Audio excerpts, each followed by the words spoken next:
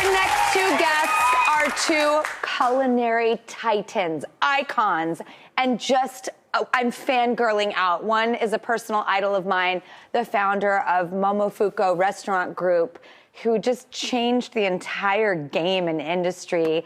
And the other is an incredible author and food reporter for the New York Times. I also love her cookbook called Indian-ish. It's one of my favorites, and I'm so excited that she's here. Together, they just released a new cookbook titled Cooking at Home, or How I Learned to Stop Worrying About Recipes and Love My Microwave. Please welcome David, Chang, and Priya Krishna.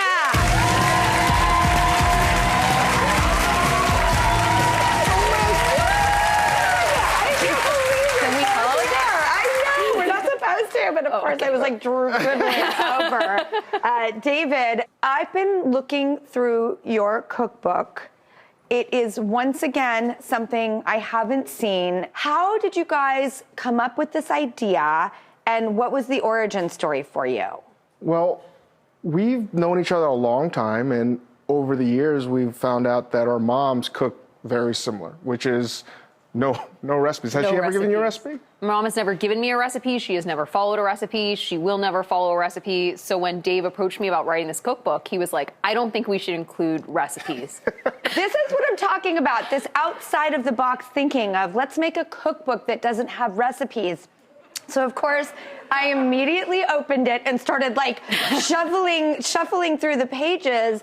And I'm so excited because today you're going to show us how it works. It's just actually how most people, I think, cook, is just intuitively. Right? The best cooks you know are the best cooks you know, not because they follow recipes to a T. Right. Because they get creative. Right. Take us through this recipe.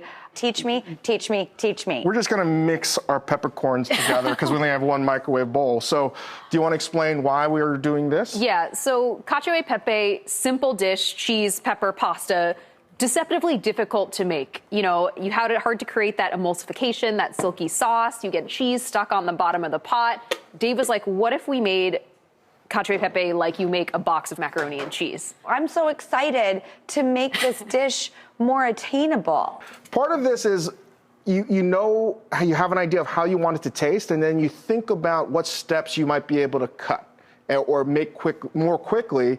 And again, this isn't how I would make it in a professional kitchen, but I now know what it's like to be a parent, and you have to get dinner on the table. You might have 5 minutes, 10 minutes, and now with so many people staying at home, you're like, I got a Zoom call, I got to do this.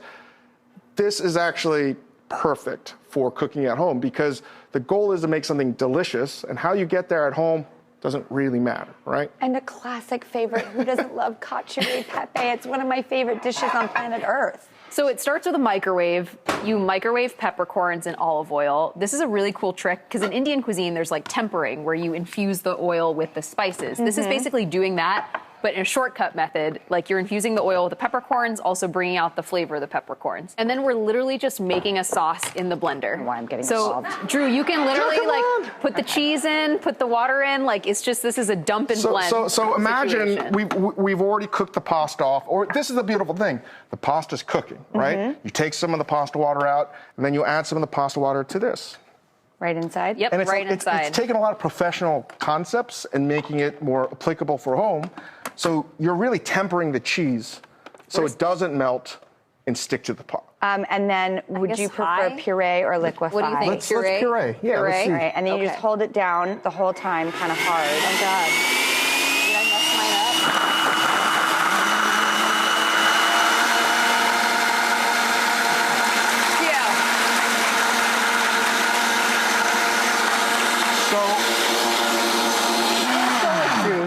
So this is easy. Now you would drain your pasta, right? You're done. Now all you're doing is you can do this in a bowl, or you can bring it back to the pot and then fold it in, and you can get the consistency you want. But again, like home cooking to me in a professional kitchen is about you better hit the bullseye.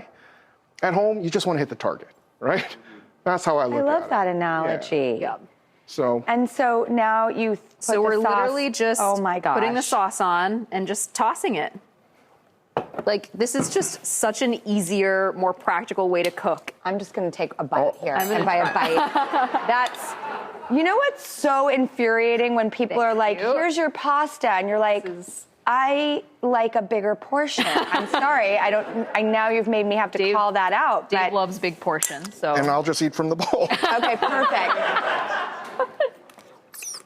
Oh my God. Oh my God. Never ceases to surprise me. It's so good. It's Cacio and Pepe. But Drew, the thing is, a lot of times at home, people might feel like they're not able to make a recipe because they don't have the exact ingredients. It could be a different kind of cheese. It could be a different kind of pasta. That shouldn't prevent you from making something delicious, right? And the book is very much about, like, use what you already have. Here's templates or strategies for making dinner rather than prescriptive, like, add a teaspoon of this, a teaspoon of that. Like, we want cooking to work for the person, not for them to have to work for us. You know what I mean? I love that. That's such a beautiful sentiment and very calming. And I'm so excited for you two geniuses to show people that there is a different avenue in which to go down for cooking. This is a revolution. Please go to our website for the full recipe and David and Priya's beautiful, amazing, imaginative, incredible new book, Cooking at Home, or How I Learned to Stop Worrying About Recipes and Love My Microwave. Thank you.